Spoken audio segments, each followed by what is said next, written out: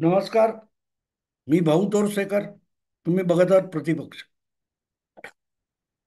मित्रांनो, ज्या बातम्या येतात त्यावर किती विश्वास ठेवायचा हा प्रश्न असतो. याचं कारण त्या बातम्या सनसनाटी माजवण्यासाठी जास्त वापरल्या जातात आणि कधी कधी तर बातमीच नसते, कंडी पिकवली जाते. आणि माझ्याच बाबतीत हा प्रकार 2-4 दिवसात घडलेला आहे की मला काय सांगायचं होतं, ऐकणाऱ्यांनी काय ऐकलं आणि सांगताना पुढे आणखीन काय सांगितलं, याच्यावरचा किस्सा मी तुम्हाला सांगितला. आज मी अशाच एका बातमीबद्दल बोलणार आहे. उद्धव ठाकरे यांच्या शिवसेनेला आणखीन एक धक्का, कोकणात धक्का वगैरे वगैरे. कोकणातले राजापूरचे उबाठा शिवसेनेचे आमदार राजन साळवी हे येत्या काही दिवसात उद्धव ठाकरेंची साथ सोडणार आणि शिंदे गटामध्ये किंवा भाजपमध्ये दाखल होणार, इथपर्यंत बातमी आली. तर ती कशी येते हा विचार येतो. म्हणजे बातमी असं म्हटलं जातं इथपर्यंत ठीक असते, पण ज्या वेळेला ते भाजपमध्ये किंवा आणखी कोणाकडे जाणार असं जेव्हा आपण म्हणतो, तेव्हा काही वेळेला सावधानता बाळगावी असं मला वाटतं. आणि यातल्या बातमीमध्ये सनसनाटी निर्माण करण्यात आली तरीही त्या व्यक्तीकडे लोकांच्या नजरा संशयाने बघायला लागतात आणि त्याचे दूरगामी परिणाम संभवत असतात, हे विसरता कामा नये. राजन साळवी हे दीर्घकाळ शिवसेनेत आहेत. सामान्य कार्यकर्ता असण्यापासून आमदार होण्यापर्यंत त्यांनी मजल मारलेली आहे. आणि विसरला नसाल तर मला या सगळ्या पत्रकारांना आठवण करून द्यावीशी वाटेल. 2.5-3 वर्षापूर्वी ज्या वेळेला महाराष्ट्रात सत्तांतर झालं, त्यावेळेला राहुल नार्वेकर यांची विधानसभेच्या अध्यक्षपदासाठी निवड झाली होती. तेव्हा महाविकास आघाडीतर्फे उद्धव ठाकरे यांच्या सोबत राहिलेले जे लॉयल आमदार होते, त्यापैकी राजन साळवी यांनाच विधानसभेच्या अध्यक्षपदाचा उमेदवार म्हणून निवडणुकीला उभं करण्यात आलं होतं. तेव्हा राजन साळवी इतक्या सहजगत्या पक्ष सोडून निघून जातील का, तर ते याचा विचार करावा लागतो. आणि दुसरं कारण असे, मग अशी कारण, मग रवींद्र वायकर पण गेले. रवींद्र वायकर तर त्यांच्या पत्नी आणि उद्धव ठाकरेंच्या पत्नी या व्यवसायामध्ये भागीदार सुद्धा आहेत. इतके निकटवर्ती मातोश्रीच्या किचन कॅबिनेट मधले, आणि इतके असून सुद्धा रवींद्र वायकर अगर जाऊ शकतात, तर मग राजन साळवी का जाणार नाही?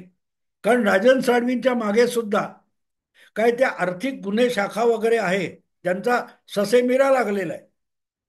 आणि मग हे सोपं झालेलं आहे की असा ससेमिरा लागला की तो उठतो आणि उद्धव ठाकरे यांची साथ सोडतो आणि तिकडे जातो, इकडे जातो. सगळे जातात असं नाही. आणि जायचं असेल तर आता त्याच्यासाठी वेळ उरलेली नाही, वेळ टळून गेलेली. राजन साळवी यांना पक्षांतर करायचं जरी असेल तरी त्यांनी ते निवडणुकांपूर्वी केलं असतं. आज ज्या वेळेला कोकणातून उद्धव ठाकरे यांच्या शिवसेनेचं जवळजवळ नामोनिशाण संपले, फक्त नाव घेण्यापुरता भास्कर जाधव हा एकमेव आमदार बालेकिल्ला कोकणातून उबाठा शिवसेनेला निवडून आणता आला. बाकी त्यांना मजल मारता आली नाही. आणि किंबहुना त्यापेक्षाही मोठी गोष्ट अशी आहे की जिथून राजन साळवी आणि त्या आधीचे शिवसेनेचे आमदार हक्काने निवडून आले, आरामात निवडून आले, अशा राजापूर मतदारसंघामध्ये जे नाव फारसं परिचित नव्हतं, राजकारणात परिचित नव्हतं, असे मंत्री उदय सामंत यांचे बंधू, मला वाटते किरण सामंत, हे राजन साळवी यांचा पराभव करून निवडून आले. इतका दारुण पराभव आपल्या दीर्घकालीन मतदारसंघात झाल्यानंतर राजन साळवी व्यथित झाले असतील, निराश झाले असतील, कदाचित वैफल्यग्रस्त झाले असतील तर हरकत नाही. पण म्हणून तडकाफडकी पक्ष सोडून दुसऱ्या पक्षात जाण्याइतकी घाई त्यांना असेल काय याचा विचार केला पाहिजे. कारण पक्षांतर वगैरे हे सहसा कुठलं तरी काहीतरी पद मिळणार असेल तर, किंवा तशी संधी असेल, निवडणुका होणार असतील, अशा वेळेला पक्षांतर प्रामुख्याने होतं. अन्यथा पक्षांतराची शक्यता फार कमी असते. आता जर पुढची 4 वर्ष 5 वर्ष लोकसभा किंवा विधानसभेच्या निवडणुकाच होणार नसतील, तर अशा वेळी राजन साळवी हे शिंदे गटामध्ये किंवा भारतीय जनता पक्षामध्ये जाऊन मिळवणार काय, हा प्रश्न आहे. हा प्रश्न आहे. हा, पण याचा अर्थ ते निराश आणि हताश नसतील असा बिलकुल होत नाही. ज्या वेळेला अशी वेळ येते तेव्हा आपण पराभूत का झालो किंवा आपला पक्ष पराभूत का झाला याचा विचार अशा लोकांना करावा लागतो. कारण उद्धव ठाकरे किंवा आदित्य ठाकरे, संजय राऊत हे शिवसेनेचं टॉप नेतृत्व मानलं जातं. त्यांना एकेका घरामध्ये जाऊन, एकेका मतदारसंघाच्या गल्ली कुच्यामध्ये जाऊन, मोहल्ल्यामध्ये गल्ली बोळामध्ये जाऊन मतं मागत फिरायला लागत नाही. ते काम सामान्य कार्यकर्ता करत असतो. आणि अगदी आमदार नगरसेवक होणारे जे धडपडणारे स्थानिक नेते असतात त्यांना यासाठी अक्षरशः ढोर मेहनत करावी लागत असते. आपापल्या विभागातल्या मतदारांना वर्षानुवर्ष चुचकारत ठेवावं लागतं. लहान अडल्या नडल्या गोष्टीच्या वेळेला धावून जावं लागतं, किंवा सकाळी सकाळी रात्री अपरात्री मतदार म्हणून जनता आपल्याकडे येते, त्यांच्या अडीअडचणी ऐकून घ्याव्या लागतात, त्यावर मार्ग शोधावे लागतात, उपाय शोधावे लागतात. आणि त्यातून कुठल्याही एका मतदारसंघाचा मतदाराचा बेस तयार होतो. त्या बळावर त्या विभागात त्या पक्षाची ताकद तयार होत असते. त्या ताकदीसाठी किती मेहनत खर्ची घालावी लागते हे राज्यव्यापी किंवा जिल्हाव्यापी निर्णय घेणारे जे वरिष्ठ नेते असतात त्यांना त्याचा अंदाज नसतो. उद्धव ठाकरे उठले आणि त्यांना मुख्यमंत्री व्हायचं होतं, म्हणून एक दिवस उठले आणि त्यांनी गेल्या वेळच्या विधानसभेच्या 2019च्या निकालानंतर मुख्यमंत्री व्हायला मिळत आहे म्हणून धाडकन युती मोडली आणि ते काँग्रेस आणि राष्ट्रवादी बरोबर गेले. पण ज्या वेळेला वरिष्ठ नेते किंवा पक्षाचा सर्वोच्च नेता असा निर्णय घेतो तेव्हा आपापल्या जिल्ह्यात, तालुक्यात, गावात, वॉर्डात, मतदारसंघात मतदार जो असतो, जागरूक मतदार असतो, तो तिथल्या स्थानिक आमदार, खासदार, नगरसेवकाला जाब विचारत असतो. अजितदादा यांना गरज नसताना, बहुमतासाठी गरज नसताना महायुतीमध्ये आणलं गेल्यानंतर भाजपचा सामान्य स्थानिक पातळीवरच्या कार्यकर्त्या नेत्यांमध्ये कमालीचा, नाराजीचा सूर उमटलेला होता की अजितदादांना आणायची काय गरज होती. आम्ही आमच्या विभागामध्ये, आमच्या परिसरामध्ये राष्ट्रवादी काँग्रेसच्या कार्यकर्त्यांबरोबर, नेत्यांबरोबर, स्थानिक नेत्यांबरोबर सातत्याने भांडत आणि वाद घालत बसलेले आहोत. हुज्जत झालेली आहे, डोकी फुटलेली आहेत, हाणामाऱ्या झालेल्या आहेत. आज आमचा किंवा त्यांचा उमेदवार असेल त्याचा एकमेकांनी एकत्र येऊन प्रचार तरी कसा करायचा ही त्या स्थानिक कार्यकर्त्यांची समस्या असते. वरिष्ठ पातळीवर नेते एकत्र फटाफट येतात, बसतात, हसतात, खिदळतात. पण ही गोष्ट गल्ली बोळामध्ये, गावखेड्यामध्ये, मोहल्ल्यामध्ये, विविध पक्षांच्या नेत्यांमध्ये, एक कार्यकर्त्यांमध्ये एकमेकाविरुद्ध जे हेवे दावे असतात ते त्यातून मिटत नसतात. अनेकदा तर असं होतं की त्या गावातला एक गट एका पक्षात गेला की त्यांचा विरोधी गट दुसऱ्या विरोधी पक्षात दाखल होतो. मला एक गावाची गोष्ट माहिती आहे. दोन भाऊच एकमेकाविरुद्ध राजकारण करत होते. मी नावं सांगणार नाही. पण एक भाऊ हा काँग्रेस पक्षात गेला तेव्हा दुसरा भाऊ लगेच राष्ट्रवादी काँग्रेस पक्षात गेला. जेव्हा दुसरा भाऊ काँग्रेस सोडून राष्ट्रवादी पक्षात गेला तेव्हा हवा उठला आणि भाजपत गेला त्याचा दुसरा भाऊ. म्हणजे आपण एकमेकांची, त्यांची जी भाऊबंदकी आहे ती तिथे पक्षीय पातळीवर आणली गेली. ती पक्षीय पातळीवर आणली गेली. अशा दोन भावांना जसं एकत्र आणता येत नाही भाऊबंदकीमुळे, तीच गोष्ट त्यात स्थानिक पातळीवरच्या कार्यकर्त्यांची असते. त्याला सामोरं उद्धव ठाकरे, आदित्य ठाकरेंना जावं लागत नाही. अशा गोष्टींना सामोरं जाण्याची वेळ ही राजन साळवी सारख्या एका स्थानिक आमदाराला आणि त्याच्या निकटवर्तीयांवरती येत असते की आपला पराभव का झाला. आपण इतकी वर्ष इथे ढोर मेहनत केली, इथल्या लोकांचे प्रश्न सोडवलेत, मग किरण सामंताकडे आपले मतदार का गेले. असा प्रश्न त्यांना पडतो. कारण किरण सामंतांनी त्या मतदारसंघामध्ये मोठं काम केलेलं नसेल, पण किरण सामंत ज्या पक्षात आहेत, शिंदे गटात आहेत, त्या शिंदे गटामध्ये गेलेले याच परिसरातले जे कार्यकर्ते शिवसैनिक असतील, त्यांच्यामुळे किरण सावंत विजयी होतात आणि राजन साळवी पराभूत होतात. आणि त्याचं मग एक नैराश्य, वैफल्य, हे राजन साळवी यांना सतावत असतं, त्रास देत असतं, मनस्ताप देत असतं, की काय झालं की मी एवढी 10 वर्ष काम केलं आणि आज मला तोच मतदार नाकारतो, ज्याने मला 10 वर्ष 15 वर्ष आमदार केलं. आणि त्याला जेव्हा असं आत्मपरीक्षण सुरू होतं, तेव्हा मग राजन साळवी किंवा तत्सम कार्यकर्ते असतात, आमदार माझी आजी असतात, त्यांच्या डोक्यात एक येतं की मी माझ्या मतदारसंघात काही चूक केलेली नाही, पण माझ्या पक्षाने जी चूक केली त्याची किंमत मला मोजायला लागली. आता उदाहरणार्थ तुम्हाला आठवत असेल तर देवेंद्र फडणवीस 14 नंतर मुख्यमंत्री झाले, तेव्हा त्यांनी कोकणातल्या आणि पर्टिक्युलरली मला वाटते राजन साळवी यांच्या मतदारसंघात असलेल्या नाणार या गावामध्ये तो रासायनिक प्रकल्प आणायचा ठरवला होता.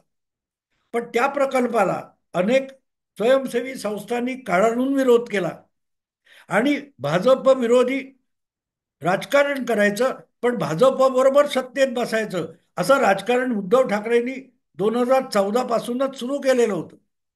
आणि त्यामुळे देवेंद्र फडणवीसांच्या सरकारमध्ये सहभागी असतानाही अखंड शिवसेनेत उद्धव ठाकरे यांनी नाणार प्रकल्पाला अगदी सडकून विरोध सुरू केला, जो मतदारसंघ तुमच्या राजन साळवींचा होता.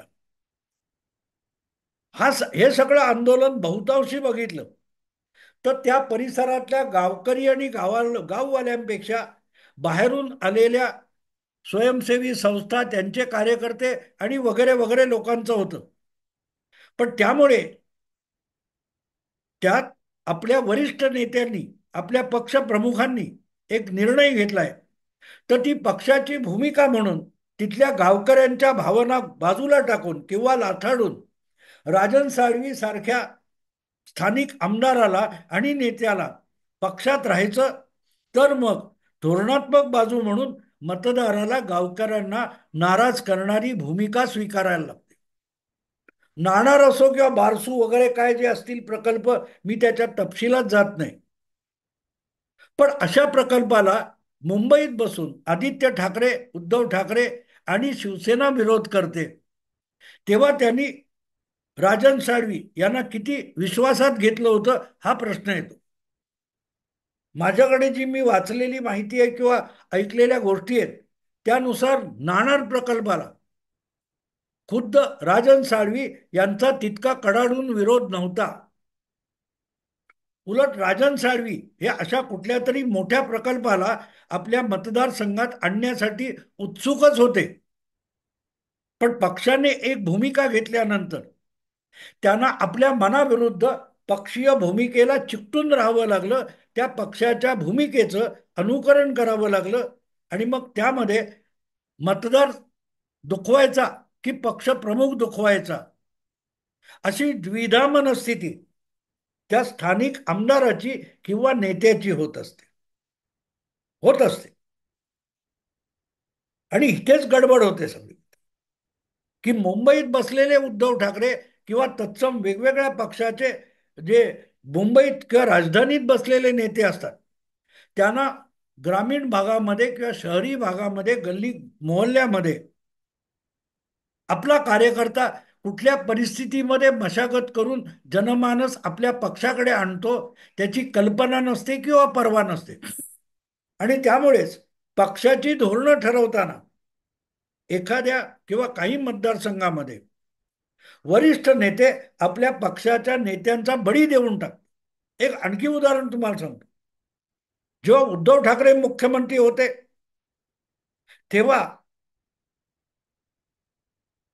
2 पोटनिवडणुका झाल्या. एक पोटनिवडणूक होती तुमच्या नांदेड जिल्ह्यातल्या देगलूर बिलोली या विधानसभा मतदारसंघाची, कारण तिथला काँग्रेसचा आमदार करोना काळामध्ये मरण पावला होता.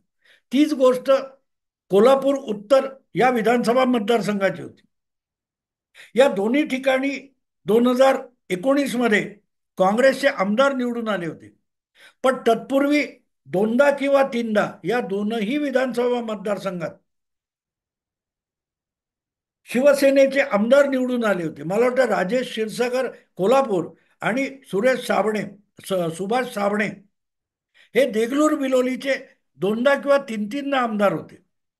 पण 2019च्या सार्वत्रिक निवडणुकीत त्यांचा पराभव झाला आणि काँग्रेसने ती जागा जिंकली. पण महाविकास आघाडी बनवल्यानंतर महाविकास आघाडी म्हणून मृत झालेल्या आमदाराची जागा त्याच्या पक्षाला सोडणं उद्धव ठाकरेंना भाग होतं. पण त्यासाठी त्या विभागातल्या शिवसेनेचा जो इच्छुक असतो किंवा आमदार असतो, ज्याने तो मतदारसंघ मशागत करून वाढवलेला असतो, त्याचं नुकसान होतं. उद्धव ठाकरे यांनी पक्षाचं धोरण काय, तर मुख्यमंत्रीपद टिकवणं. म्हणजे उद्धव ठाकरे यांना आपलं मुख्यमंत्रीपद टिकवायचं होतं. त्यासाठी शिवसेनेचा संघटनात्मक तोटा झाला किंवा हानी झाली तरी पर्वा नव्हती. आणि म्हणून मग त्यावेळेला देगलूर बिलोलीतून आपल्याला पोटनिवडणूक लढवायची असा हट्ट साबणे यांनी धरला होता. पण त्याला उद्धव ठाकरे यांनी साफ नकार दिल्यानंतर सुभाष साबणे यांनी भाजपत प्रवेश केला आणि पोटनिवडणुकीत ते भाजपचे उमेदवार म्हणून विधानसभा लढले. आणि इथे गोष्ट लक्षात येते की ते हरले.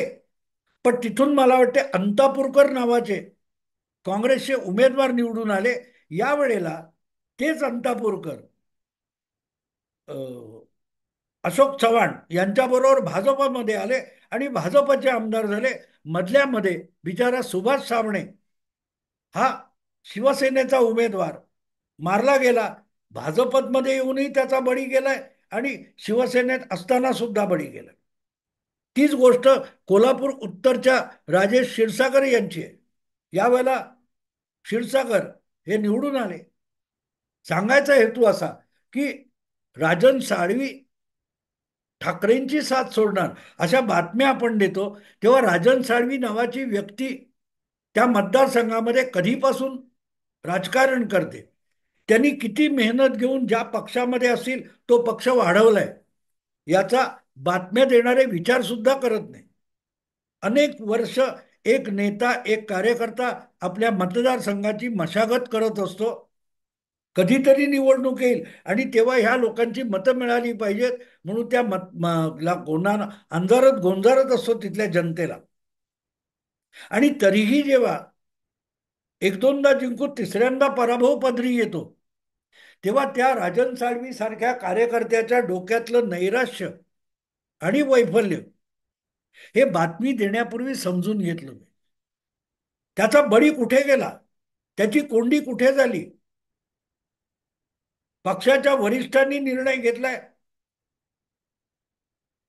नाणार किंवा ह्याच्या विरोधात, म्हणून पक्षाची भूमिका पकडायची, कारण पक्षाचा नेता हा तिकीट देत असतो. पण त्यासाठी स्थानिक पातळीवरच्या मतदाराची नाराजी ओढवली तर ती करावी लागते. म्हणजे पक्षात राहायचं की मतदारांचं राहायचं, ही द्विधा मनस्थिती राजन साळवी सारख्या कार्यकर्त्याची होत असते. आणि याचा सगळा विचार सारासार न करता जेव्हा राजन साळवी उद्धव ठाकरेंची साथ सोडणार अशा बातम्या रंगवल्या आणि दिल्या जातात, तेव्हा आपण त्या माणसावर अन्याय करतोय याचंही भान पत्रकाराने, बातमीदाराने ठेवलं पाहिजे असं मला वाटतं. कारण तुमच्यासाठी एक सनसनाटी एक दिवसाचा बातमीपुरता विषय असतो, पण त्याच्यासाठी त्याने आयुष्यभर कमावलेली जी मेहनत असते, प्रतिष्ठा असते, विश्वासार्हता असते, त्याचा विषय असतो. बातमी देणाऱ्याला फक्त सनसनाटी वाजवायची असते, ठाकरेंना धक्का, कोकणात धक्का. पण या धक्क्यामध्ये तुम्ही ज्याचा दगड फेकण्यासारखा वापर करता, त्या राजन साळवीची अवस्था काय होते या बातम्यामुळे, त्याला किती खुलासे का देत फिरायला लावायचा याचा आपण विचारच नाही का करायचा. मला असं वाटतं की पत्रकारिता जी विश्वासार्हता गमावत चाललेली आहे ती पुनर्स्थापित करायची असतील तर अशा बातम्या देण्यापूर्वी सनसनाटी माजवणं महत्वाचं नाही, तर समाजाचं प्रबोधन करण्यासाठी पत्रकारिता असते. याचा विचार जेव्हा लोक करायला लागतील तेव्हा मग अशा बातम्यांना थोडा लगाम लावला जाऊ शकेल. कारण तो आवश्यक पण आहे. समाजाचा व्यवस्थांवर, समाजातल्या संस्थांवर आणि एकूण जी काय रचना आहे त्याच्यावरचा विश्वास वाढायला मदत केली पाहिजे. कारण ती व्यवस्था म्हणजेच समाज जीवनातली सुरक्षा असते. जेव्हा लोकांमध्ये परस्पराविषयी संशयाची वृत्ती वाढत जाते तेव्हा संशय एकमेकांबद्दल करताना संशयाचा एक जिन्सीपणा हा सैल पडत जातो आणि त्यातून समाज किंवा एखादं राष्ट्र आणि एखादं राज्य विस्कळीत व्हायला लागतं. आणि अशा बातम्यांमधून त्याला आधार मिळत असतो. अशी बातमी देण्यापूर्वी राजन साळवी यांना विचारलं गेलं असतं तर मला वाटतं अधिक बरं झालं असतं. नंतर त्यांनी खुलासा करण्यापेक्षा व अशी अशी वदंत आहे, तुमचं म्हणणं काय आहे. आणि दुसरी गोष्ट, परिस्थितीचा विचार करा. निवडणुका राजन साळवी ज्या निवडणुका लढवू इच्छितो किंवा लढवत आला तशी निवडणूक जर दृष्टीच्या टप्प्यात सुद्धा नाहीये तर अशा वेळेला हा माणूस आत्ता पक्ष कशाला सोडेल. आणि ज्या पक्षामध्ये तो जाऊ इच्छितो त्या पक्षामध्ये त्याच्या भल्यासाठी काय सोय आहे की नाही, त्याला मिळण्यासारखं काही आहे की नाही, व्यक्तिगत लाभ तरी आहे का हे सुद्धा बघावं लागतं. नसेल तर अशा बातम्या देताना थोडा स्वतःला संयम ठेवला पाहिजे. मित्रांनो, आता इथेच थांबतो. आवडलं लाईक करा, शेअर करा आणि प्रतिपक्षाला सबस्क्राईब करा. नमस्कार.